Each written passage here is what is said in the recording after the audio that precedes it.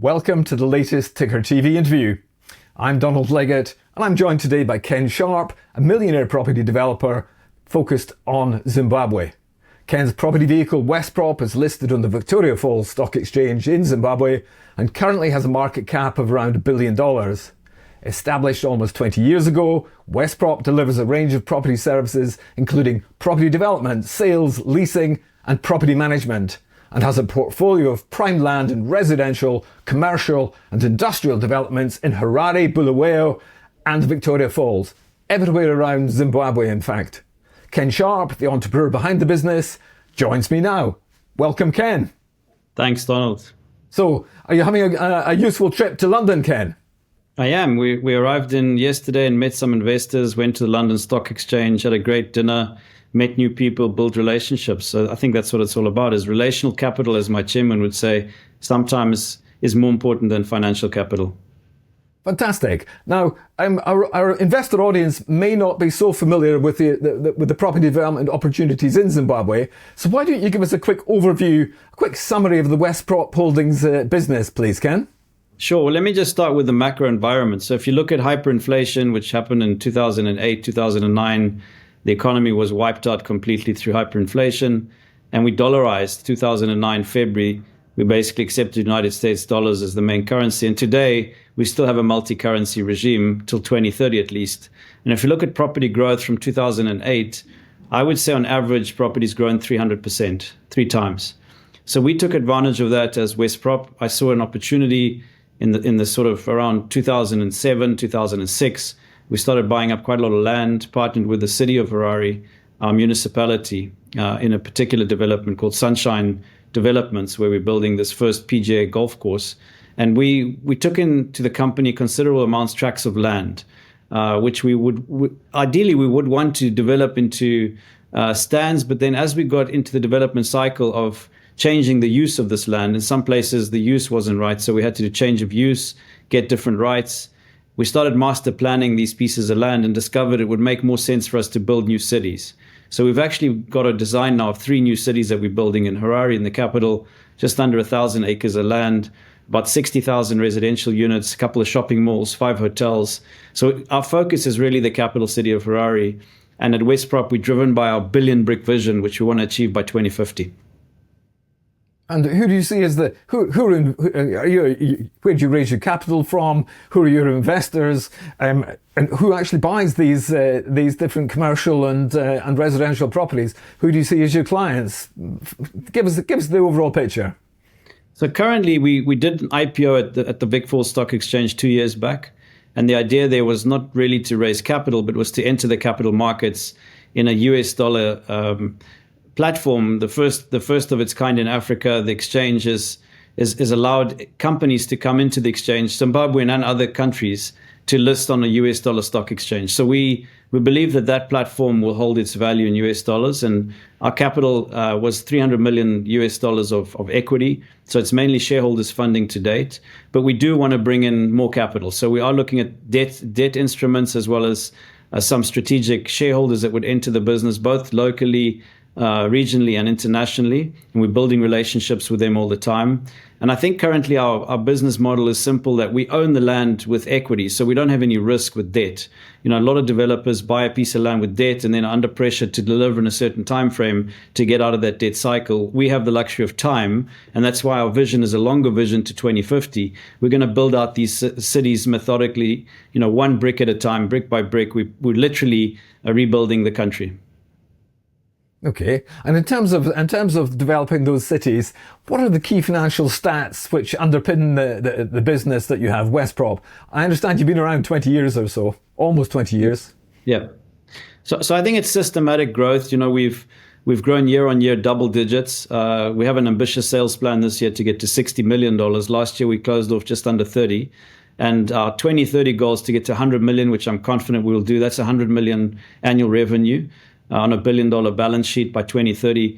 And I think our biggest, you asked where are our clients, and I would say our biggest client is the middle income market aspiring to buy into an affordable luxury product. And that's what we provide. We provide either payment terms. We were the first developer in the country, first of many things. I can give you a list, Donald, of about 20 things that we've done first. But this one in particular was the first company to introduce leasehold land. So here I'm sitting very close to the city of London, where most of the land, in fact, this building that I'm sitting in, doesn't belong to the people living in this building. It belongs to, the landlord who owns the land, and he gives a 99-year lease, sometimes 999-year lease, to people to own the development on the land, but not necessarily the land underneath. So we've done the same sort of concept in Harare, where we, as the listed entity, will continue to own the land in perpetuality, but then develop onto the land these buildings.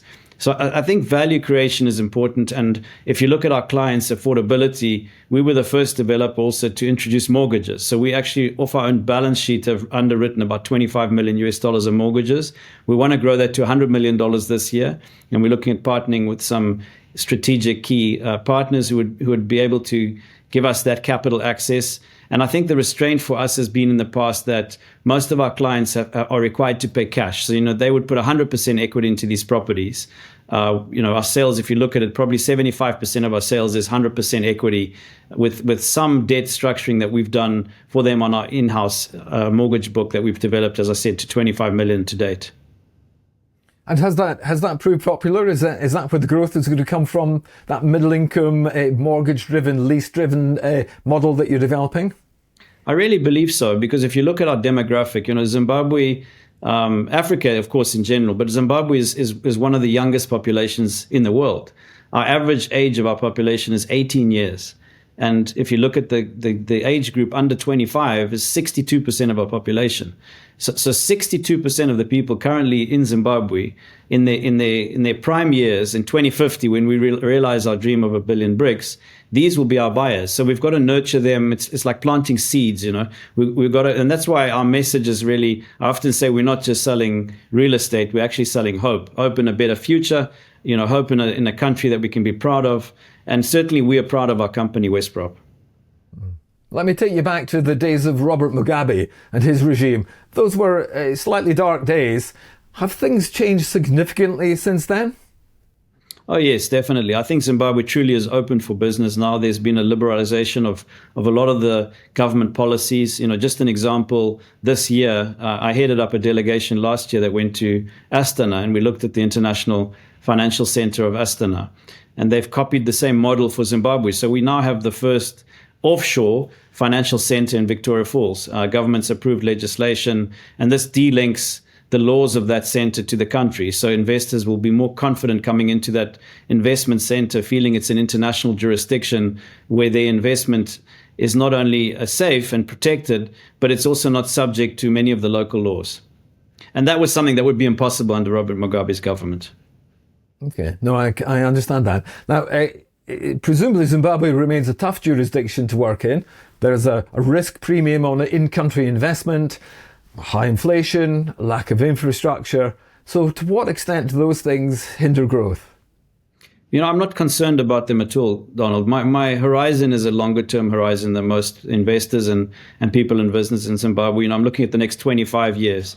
So what can we do to build that future in a better way? And some of the things, of course, there are constraints. I mean, our city fathers have failed absolutely on service delivery. So if you look at it as a developer, certain things are really critical. If you look at your road infrastructure, sewer, water, electricity, that's macro services that government should provide traditionally. But right now, where we're building Pomona City, for example, a $4 billion city, I've just put in 700 service stands, 700 homes are being built.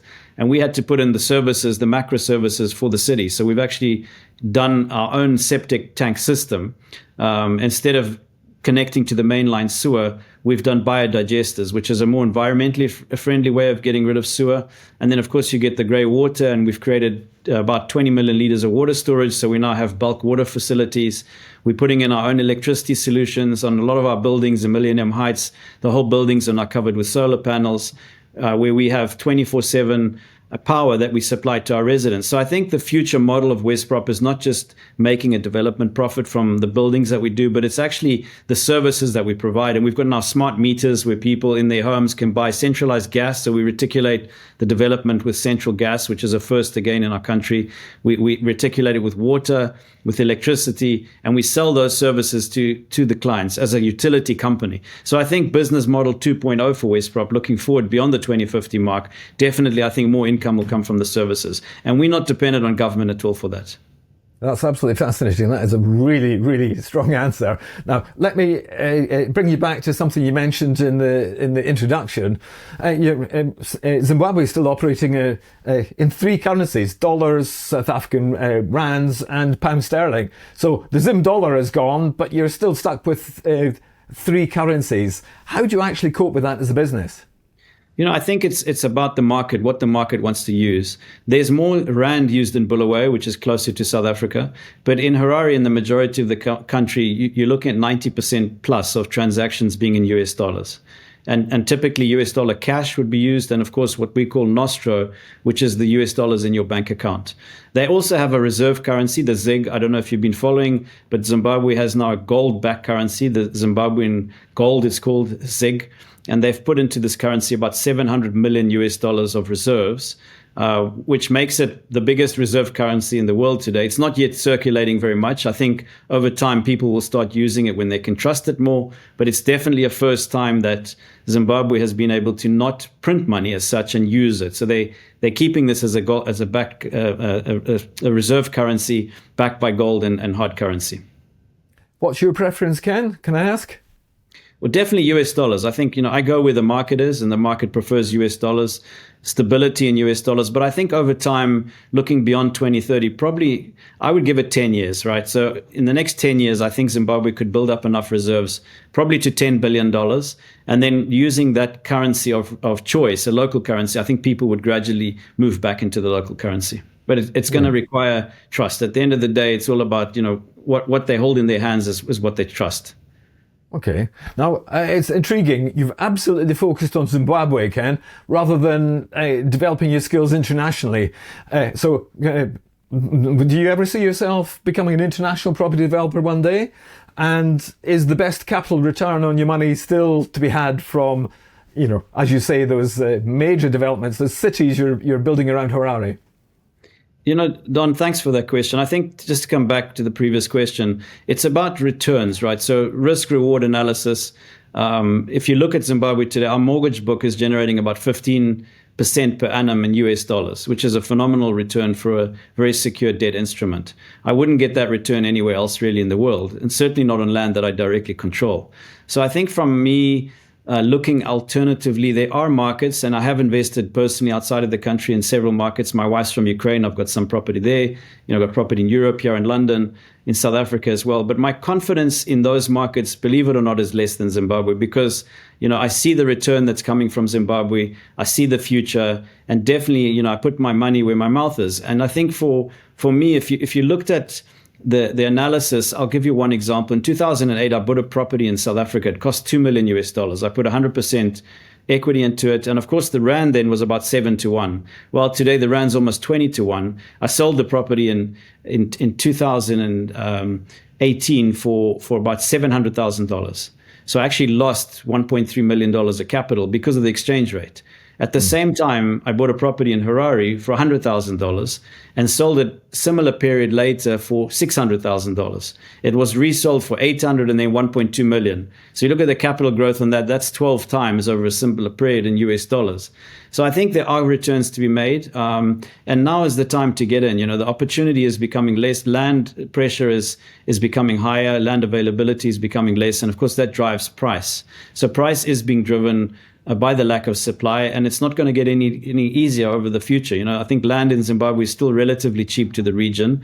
I would see 3 to 4 times capital growth in the next 10 years, and then probably it would level off to a normal kind of playing field. Now, it probably won't surprise too many of our investors who are watching, but you've really had to battle for your wins. And not just battle, but you've actually had to win court cases. So why have you had to go through so many court cases with environmentalists, with various other people who disagree with your view of things? Why so many court cases, Ken? I think the tall trees have the strongest wind blowing against them. And all good things, take time. Property development's not an easy game anywhere in the world. And you've got to have patience. It's got to be patient capital. And to get rezoning done, could take 5 to 10 years in most countries. So it's taken that period for us. And unfortunately, along the way, we've had either competitors who wanted to stop us, or in the case of Robert Mugabe's government, we had a council as our partner in this joint venture, this Triple P, and the national government, being Robert Mugabe's government. So there was always a disagreement between these two parties of lower government and higher government, and that we found ourselves, between a hard place. And it took a long time, tenacity, patience, believing in the future, doing the right thing, resisting corruption, and just continuing to fight the good fight. And I think we've got through all that now, and we're out of the ground, and we're happy that that's behind us. Now, here we go. My final question. Why WestProp? Why WestProp in terms of strategic investment? Why WestProp in terms of providing you with debt? Why is all that a good idea? If you could summarize all that for me, please. Well, I think it's two things. It's looking at our unique selling proposition. Behind the billion brick, we often say we're bringing Dubai to Zimbabwe. And this idea of live, work, shop, play, lifestyle communities where it's safe and secure environment of a smart city is what we've come up with. It's very difficult for competitors to have the same kind of offering, although many are following us, because the size of the land we've got is generally over 100 hectares in each city. And in that location, we create a unique offering. So, for example, in the Hills, which is our latest lifestyle development, about a $370 million project, we're building the first PGA golf course in the country, USGA Championship spec, the first branded residence in sub-Saharan Africa, where we'll actually have this 5-star luxury hotel offering the owners the opportunity to own penthouses, presidential villas, and a 12-floor tower, residential tower that's connected to the hotel amenities and services. And on that golf course, it really is stunning. We're fortunate enough to have Peter Makovich, who just won #1 architect golf designer in the world 2 months ago. And he came to me 8 years ago and said, he really wants to leave his mark, a legacy in Zimbabwe. We engaged him as the designer, and he's designed a phenomenal course. The first time we've got a baobab forest. We've got 1,000 baobab trees in our nursery. In fact, they transplanted this huge, big, I call her the matriarch. It's like 3 big trunks. She's about 12, 14 meters high, weighs 20 tons, and she's thriving in this environment of a capital city. I think we're the only capital city in the world that has a baobab forest in a golf course on it. And we shall leave you there, Ken. Thank you so much indeed for the summary of WestProp Holdings. That's absolutely fascinating. Thank you very much indeed for your time. Thank you. Thanks, Donald.